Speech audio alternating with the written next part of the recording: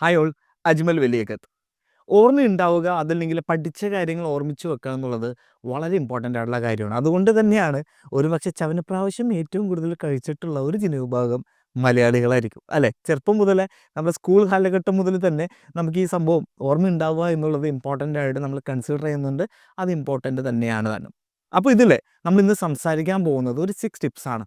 ശാസ്ത്രീയപരമായിട്ട് തെളിയിച്ചിട്ടുള്ള ഒരു 6 കാര്യങ്ങൾ എങ്ങനെയാണ് നമ്മുടെ ഓർമ്മ ഇമ്പ്രൂവ് ചെയ്യുക എന്നുള്ളത്. 100% മെമ്മറി ഒരാൾക്ക് കൊണ്ടുവരിക എന്നുള്ളത് ആസ് ഓഫ് നൗ ഇമ്പോസിബിൾ ആയിട്ടുള്ള കാര്യമാണ്. പക്ഷേ നമുക്കത് ഇമ്പ്രൂവ് ചെയ്യാൻ പറ്റും. അതിനുള്ള കുറച്ച് മെത്തേഡ്സ് ഉണ്ട്. നിങ്ങൾ ഈ 6 കാര്യങ്ങൾ ഒന്ന് ശ്രമിച്ചു കഴിഞ്ഞ് കഴിഞ്ഞാൽ 100% നിങ്ങൾക്ക് മനസ്സിലാവും നമ്മുടെ ഓർമ്മ നമുക്കത് എന്ത് ചെയ്യാൻ പറ്റും, ഒന്നും കൂടി റിട്ടൻഷൻ നമുക്ക് കൂട്ടാൻ പറ്റും എന്നുള്ളതാണ്.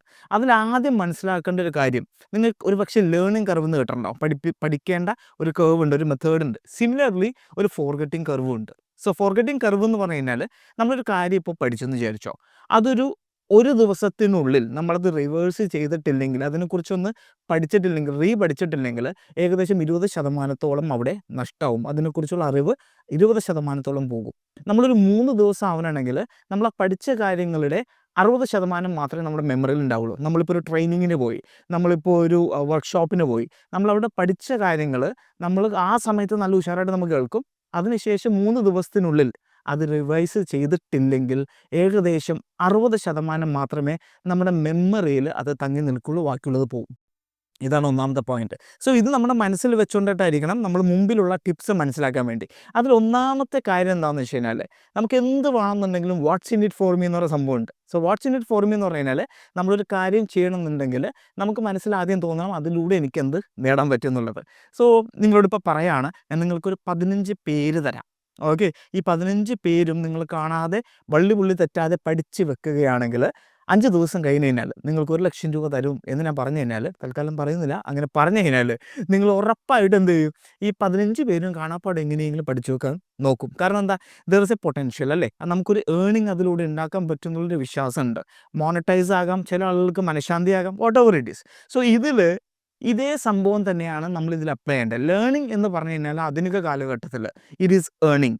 ഏറ്റവും കൂടുതൽ അറിവ് പഠിക്കുക, അത് ഷെയർ ചെയ്യാൻ സാധിക്കുക, അതിലൂടെ നമുക്ക് സമ്പാദിക്കാൻ പറ്റുന്ന ഒരു കാലഘട്ടത്തിലൂടെയാണ് ഇപ്പോൾ നമ്മൾ പോയിക്കൊണ്ടിരിക്കുന്നത്. സോ അത് ആദ്യം മനസ്സിൽ വേണം. നമ്മൾ എന്ത് പുതിയ അറിവ് ലേൺ ചെയ്യുന്ന സമയത്തും നമ്മൾ എന്ത് ചെയ്യണം, അത് നമ്മൾക്കൊരു ഏണിംഗ് കപ്പാസിറ്റി, അതല്ലെങ്കിൽ ഒരു ഷെയറിംഗ് കപ്പാസിറ്റി, നമ്മളുടെ രീതി അനുസരിച്ച് മാക്സിമം ഒരു ഏണിംഗ് ആണെന്നുള്ള ആദ്യം നമ്മൾ മനസ്സിലാക്കുക.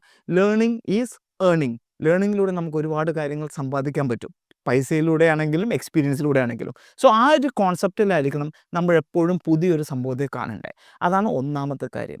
രണ്ടാമത്തത്, ഈ മെമ്മറി റിട്ടൻഷനിൽ നമ്മൾ ചെയ്യേണ്ട രണ്ടാമത്തെ കാര്യം ഇൻറ്റൻറ്റ് ടു സേ സംവൺ എന്നുള്ളതാണ്. അതായത് ആരോടെങ്കിലും ഇതെനിക്ക് പറയണം എന്നുള്ള രീതിയിൽ എന്ത് ചെയ്യണം, നമ്മൾ പഠിക്കാൻ ശ്രമിക്കണം. നമ്മൾ പഠിക്കാൻ ശ്രമിക്കുന്ന സമയത്ത് ആരോടെങ്കിലും നമുക്കിത് പറയണം എന്നുള്ളൊരു കോൺസെപ്റ്റിൽ പറയണം, അതല്ലെങ്കിൽ പഠിക്കണം. ഉദാഹരണത്തിന് ഇപ്പം നിങ്ങളോട് പറയാണ്, നാളെ ഒരു പരിപാടിയുണ്ട്, അപ്പോൾ നിങ്ങൾ എന്ത് ചെയ്യണം, ഈ ഒരു സംഭവം പ്രിപ്പയർ ചെയ്ത് വരണം എന്ന് പറഞ്ഞിട്ട് നിങ്ങൾക്കൊരു നോട്ട് തരാണെങ്കിൽ, ഒരു 19 പേരുടെ മുമ്പിലുള്ള പ്രസൻറ്റേഷൻ ആണെങ്കിൽ 100% നിങ്ങൾ വളരെയധികം ശ്രദ്ധയോടെ ഇരുന്ന് അതിൽ ഓരോ പോയിന്റും പഠിക്കാൻ ശ്രമിച്ചിട്ടുണ്ടാവും. ഇപ്പോൾ കുറച്ച് പേർക്കെങ്കിലും കത്തിയിട്ടുണ്ടാവില്ല നമുക്ക് വന്ന കുറച്ച് സംഭവങ്ങൾ, അല്ലേ? നമുക്ക് എന്തെങ്കിലും ഒരു പ്രോഗ്രാം ഉണ്ട്, നമുക്ക് എന്തെങ്കിലും ഒരു ആവശ്യമുണ്ടെന്ന് പറയുമ്പോൾ നമ്മളെന്താ ഒന്നുകൂടി ഏകാഗ്രതയോടുകൂടി അത് ഇൻറ്റൻഷനലി നമ്മളത് പഠിക്കാൻ നോക്കും. അതൊന്ന്. രണ്ടാമത്തത്, ഇപ്പോൾ ഓഫീസിലൊക്കെ ആണെങ്കിൽ ഒരാളെ പറ്റി പറയുന്ന സമയത്ത്, ഇത് ഗോസിപ്പ് ആയിക്കോട്ടെ എന്തോ ആയിക്കോട്ടെ, നമ്മൾ എന്ത് ചെയ്യും, വേറെ ആളോട് പറയാനുള്ളൊരു ആകാംക്ഷയാണെങ്കിൽ നമ്മൾ വളരെ ശ്രദ്ധാപൂർവ്വം അത് ഫുള്ള് കേട്ട് വെക്കും. കറക്റ്റ് അല്ലേ? എന്ന് പറഞ്ഞിട്ട്, റൈറ്റ്? സോ ഇത് ബേസിക്കലി എന്താണ്, ഒരാളോട് നമുക്ക് പറയണം എന്നുള്ളൊരു ഇൻറ്റൻഷനോട് കൂടി കേൾക്കുന്ന സമയത്ത് നമുക്ക് കൂടുതൽ റിട്ടൻഷൻ, മെമ്മറിയിൽ കൂടുതൽ റിട്ടൻഷൻ, ആ അറിവ് പൂർണ്ണമായിട്ട് നമ്മുടെ ഓർമ്മയിൽ നിൽക്കത്തക്ക രീതിയിൽ നമ്മൾ കേൾക്കുവാൻ ശ്രമിക്കും. അതാണ് രണ്ടാമത്തെ പോയിന്റ്, അല്ലേ? മൂന്നാമത്തെ പോയിന്റ് എന്താണെന്ന് വെച്ച് കഴിഞ്ഞാൽ, ഇറ്റ്സ് അബൌട്ട് പ്രാക്ടീസ്. നമ്മൾ എത്രത്തോളം നമ്മൾ കേൾക്കുന്ന കാര്യങ്ങൾ പ്രാക്ടീസ് ചെയ്യുവാൻ ശ്രമിക്കുന്നുണ്ടോ അത്രത്തോളം നമ്മുടെ ഓർമ്മയിൽ നിൽക്കും. നമ്മൾ എത്രത്തോളം പ്രാക്ടീസ് ചെയ്യാൻ ശ്രമിക്കുന്നുണ്ടോ അത്രത്തോളം ഓർമ്മയിൽ നിൽക്കും. സോ പ്രാക്ടീസ് എന്ന് പറഞ്ഞാൽ നമ്മുടെ പ്രാക്ടീസും പെർഫോമൻസും ചേരുന്ന സമയത്താണ് ലോങ് ടൈം മെമ്മറി ആവാമെന്ന് പറയും. നമ്മുടെ പ്രാക്ടീസും നമ്മുടെ പെർഫോമൻസും ചേരുന്ന സമയത്താണ് ലോങ് ടൈം മെമ്മറി ആവാമെന്ന് പറയും. സോ നമ്മൾ പ്രാക്ടീസ് ചെയ്യുന്നതിനോടൊപ്പം തന്നെ അത് ഇടയ്ക്ക് പെർഫോമൻസ് ചെയ്യാൻ നോക്കുക. പെർഫോമൻസ് ഇൻ ദ സെൻസ് അത് റിവൈസ് ചെയ്യാൻ നോക്കുക, ഡിസ്പ്ലേ ചെയ്യാൻ നോക്കുക. ഈ വർക്ക് ചെയ്യുന്ന ആൾക്കാരാണെങ്കിൽ നമ്മളൊരു കാര്യം പഠിച്ചു കഴിഞ്ഞാൽ അതിനെപ്പറ്റിയുള്ള ഡെമോസ് കൂടുതൽ കൊടുക്കാൻ നോക്കുക. Then it become A long time memory. അതല്ലെങ്കിൽ നമ്മുടെ മെമ്മറിൻ്റെ ഉള്ളിൽ അത് കണ്ടിന്യൂസ്ലി ഉണ്ടാകും. ഏത് സമയത്തും ആളുകൾ ചോദിച്ചു കഴിഞ്ഞാൽ നമുക്ക് ഉത്തരം കൊടുക്കത്തക്ക രീതിയിൽ ആ സംഭവം ഉണ്ടാവും. ഈ 3 പോയിൻ്റായി അല്ലേ. ഇനി 4ാമത്തെ പോയിൻ്റ് എന്താണെന്ന് വെച്ച് കഴിഞ്ഞാൽ കോർണൽ മെത്തേഡ് എന്ന് വിളിക്കും. So what is Cornell method? 4ാമത്തെ പോയിന്റ് കോർണൽ മെത്തേഡ് എന്ന് പറഞ്ഞു കഴിഞ്ഞാൽ ബേസിക്കലി നമ്മൾ നോട്ട്സ് എഴുതുന്ന സമയത്ത്, ഇപ്പോൾ എൻ്റെ മുൻപിൽ ഈ ഒരു ഡയറി ഉണ്ട്.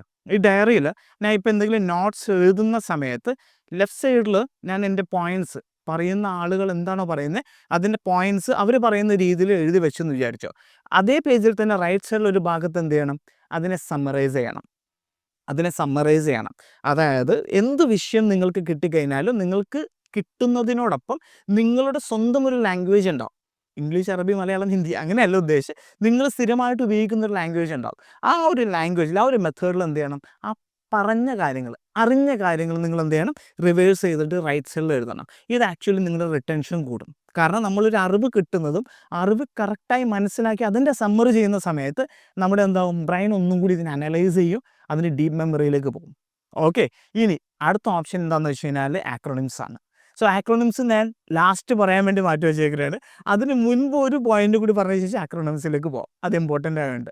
സോ അടുത്ത പോയിന്റ് നോട്ട് ടേക്കിംഗ് ആയിട്ട് ബന്ധപ്പെട്ട് തന്നെയാണ്.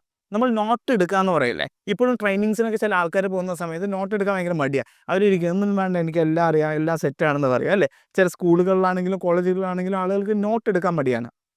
പക്ഷെ പഠനങ്ങൾ പറയുന്നത് എന്താണെന്ന് വെച്ച് കഴിഞ്ഞാൽ നിങ്ങൾ റൈറ്റിങ്ങിൽ എടുക്കുകയാണെങ്കിൽ, നോട്ട്സ് റൈറ്റിങ്ങിൽ എഴുതിയെടുക്കുകയാണെങ്കിൽ ഏകദേശം 30% നിങ്ങളുടെ മെമ്മറി റിട്ടൻഷൻ ആ ഒരു അറിവിൽ കിട്ടുന്ന പറയണേ. 30% കൂടുതൽ ജസ്റ്റ് ഫോർ റൈറ്റിംഗ് അല്ലേ. ഇനി ഏറ്റവും ലാസ്റ്റത്തെ സംഭവം, ഇപ്പം നേരത്തെ പറഞ്ഞില്ലേ ഏറ്റവും ലാസ്റ്റ് എന്ന് പറയുന്നത് ദാറ്റ് ഈസ് അക്രോണിം. അക്രോണിം എന്ന് പറഞ്ഞാൽ ബേസിക്കലി ഇപ്പോൾ CBI എന്ന് പറഞ്ഞു കഴിഞ്ഞാൽ എന്താ? Central bureau of investigation. ഇതുപോലെ നമ്മൾ പഠിക്കുന്ന, നമുക്കറിയാൻ പറ്റുന്ന കാര്യങ്ങൾക്ക് നമുക്ക് എന്ത് ചെയ്യാൻ പറ്റും? നമുക്കൊരു അക്രോണിം കൊണ്ടുവരാൻ പറ്റും. അതുണ്ടെങ്കിൽ നമ്മൾ എന്താണോ പഠിച്ചത് അത് സ്റ്റെപ്പ് ബൈ സ്റ്റെപ്പ് നമുക്ക് ഈസി ആയിട്ട് മനസ്സിലാക്കാൻ പറ്റും.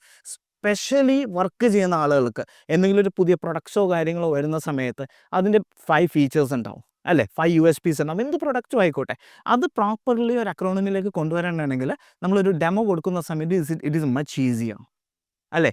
ഇപ്പോൾ ഈ ഒരു പെർട്ടിക്കുലർ വീഡിയോയിൽ നമ്മൾ സംസാരിച്ച കാര്യങ്ങൾ ഒരു അക്രോണിമിലേക്ക് കൊണ്ടുവരുന്ന സമയത്ത് we can actually use something called lip can, right. So lip can, LIPCAN, lip can.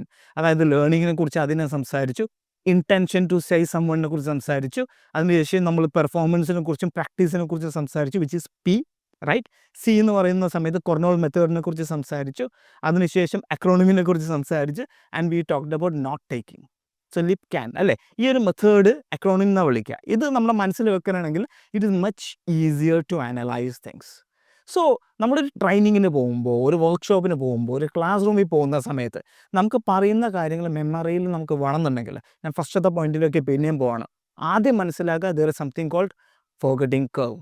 അതിന് നമുക്ക് ബീറ്റ് ചെയ്യണം എന്നുണ്ടെങ്കിൽ നമ്മൾ പൂർണ്ണമായിട്ടുള്ള ഇൻറ്റൻഷനോടുകൂടി മുഴുവൻ ക്ലാസ് കേൾക്കണം. അതുകൂടാതെ നമ്മൾക്ക് മനസ്സിലാവണം ഇത് 2 ദിവസം കഴിഞ്ഞ് എൻ്റെ മെമ്മറിയിൽ നിന്ന് പോകുന്നുള്ളത്, നമ്മളത് റിവൈസ് ചെയ്യാൻ റെഡി ആയിരിക്കണം.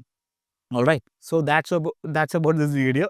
ഇതിൽ എന്തെങ്കിലും നിങ്ങൾക്ക് പറയാനുണ്ടെങ്കിൽ ദയവ് ചെയ്ത് കമൻസിലിടെ. And please subscribe. It is very important. Thank you so much. By.